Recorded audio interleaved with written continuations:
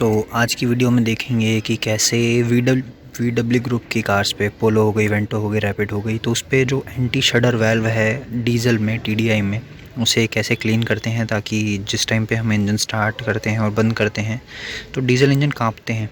तो anti शडर valve उस चीज़ को रोकने के लिए होता है ताकि वो बिल्कुल स्मूथनेस से स्टार्ट हो और स्मूथनेस से बंद हो। कई लोग इसको डीजल की थ्रॉटल बॉडी, थ्रॉटल वैल्व भी बोलते हैं, लेकिन ऐसा कुछ नहीं है। It's called anti शडर valve. उसका काम भी वही होता है जो उसका नाम है। इसके लिए सबसे पहले हमें कपलर डिस्कनेक्ट करना है। कपलर डिस्कनेक्ट करने का तरीका वही है, दबा के पीछे खींचने वाला डिस्कनेक्ट करते हैं। मैं इस वीडियो में आपको साथ साथ ही बताऊंगा आपको कौन कौन से टूल्स यूज़ करने हैं। तो जैसे जैसे करता जाऊंगा वैसे वैसे आपको बताता जाऊंगा। अब सबसे पहला बोल्ट जो हमें लूज़ करना है वो करना है इस क्लैंप का जो है 7 नंबर। तो आपको 7 मिलीमीटर के रेंज से पहले इसको लूज़ करना पड़ेगा ताकि आपकी जो मेन टर्बो हाउसिंग की पाइप है वो लूज़ हो जाए। आप इसको नीचे नहीं कर सकते क्योंकि ये पाइप के साथ अटैच है, तो ज़रा ट्राई ना करें, कोई फ़ायदा नहीं होगा। अब आपको इसके अंदर से पाइप डिस्कनेक्ट करनी है। आप थोड़ा सा स्पेस पाइप को नीचे की तरफ पुल करेंगे और ये पाइप नीचे निकल आएगा। और उसके बाद हमें खोलनी है ये डिपस्टिक जिस 10 नंबर के बोल्ट से सिक्योर है इसे। उसके बाद मेन आपके एंटी शडर वाल्व के 3 हैं बोल्ट्स, वो आपको दिखाऊंगा। अब जैसे मैंने डिपस्टिक सिक्योर करने वाला बोल्ट लूज़ कर दिया है तो हमारी डिपस्टिक जगह से साइड हो जाएगी हमारी एंटी शडर वाल्व को क्लियर करने के लिए। और मैंने पाइप भी रिमूव कर दिया है जैसे आप देख सकते हैं। अब मैं इसका कपलर रिमूव करूँगा। कपलर रिमूव करने के बाद सबसे पहला काम जो आपको करना है, आपको इस पाइप के अंदर एक साफ़ कपड़ा फंसा देना है, क्योंकि कोई भी बोल्ट इसके अंदर गया तो दिक्कत हो जाएगी, निकालना मुश्किल है। और अंदर से आपको फिर पूरी जो नीचे प्लास्टिक की टर्बो हाउसिंग है उसे भी खोलना पड़ेगा। टर्बो इनलेट पाइप की हाउसिंग है इंटरकूलर से आने वाली, उसको खोलना पड़ेगा, तो बहुत बड़ी दिक्कत हो जाएगी। इसलिए कपड़ा पहले फंसा लें, और जो चीज़ हम पहले इग्नोर कर सकते हैं ज़्यादा फ़ायदा है उसे इग्नोर करने में। अब जैसे ये कपलर हमने यहाँ से रिमूव किया है, इसे रिमूव करने का नॉर्मल सा तरीका है, आप देख सकते हैं। इस वाली टैब को साइड में प्रेस करना है जिससे ही अंदर का लॉक है जो मूव करता है।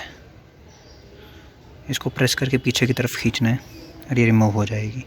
अब नेक्स्ट स्टेप ये है कि हमें इसके अंदर कपड़ा डालना है ताकि कुछ गिरे ना। कपड़ा फंसा दिया है। अब आपको ये बोल्ट्स खोलने हैं। एक तो यही रहा, ये रहा। दूसरी की लोकेशन मैं आपको दिखाने की ट्राई करता हूँ, अगर आपको दिख रहा हो तो। आप पीछे देख सकते हैं लिपस्टिक के नीचे बिल्कुल यहाँ पे।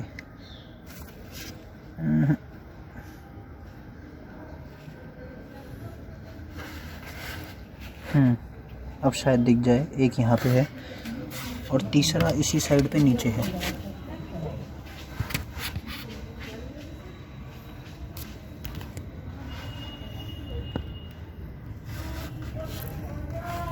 तो ये 3 बोल्ट्स हैं, आपको ये तीनों खोलने हैं, उसके बाद दिखाते हैं आपको।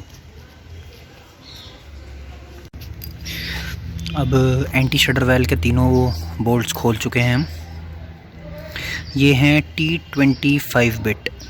अब हमें कुछ नहीं करना, बस एंटी शडर वाल्व को आराम से निकालना है, क्योंकि जहाँ तक ये है यहाँ पे एक सील होगी रबर की, क्योंकि ये प्रेशराइज टर्बो हाउसिंग है सारी, तो उसे रोक के रखना होता है, तो सील का ध्यान रखें। बाकी जहाँ तक आप देखते हैं शायद हिल गया है, दिखाते हैं। ये रहा हमारा एंटी शडर वाल्व और कुछ ऐसी है इसकी कंडीशन।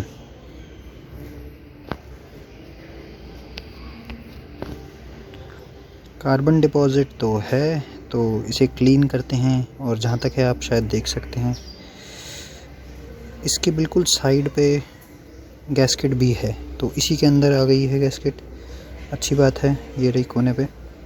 तो क्लीन करते हैं जितना हो सकता है। बेक्ड कार्बन है सारा।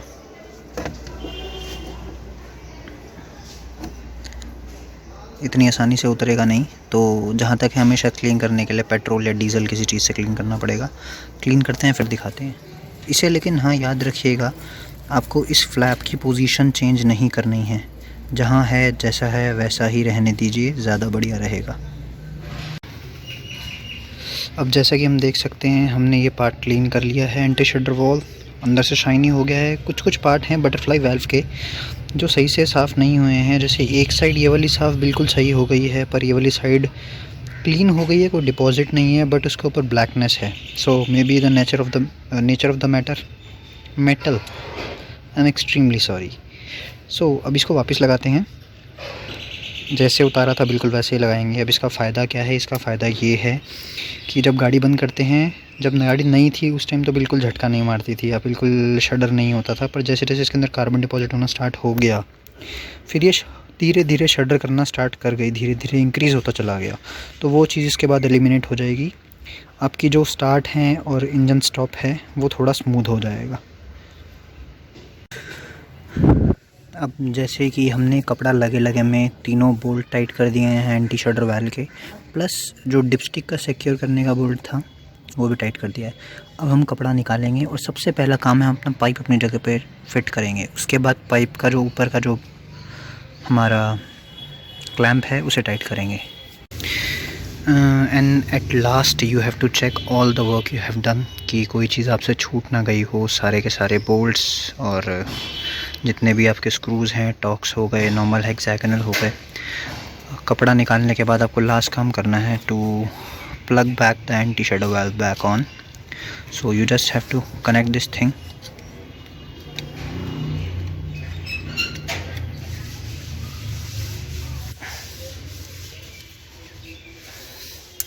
and it will click. So our work is done. अब बस एक बार स्टार्ट करनी है और काम ख़त्म।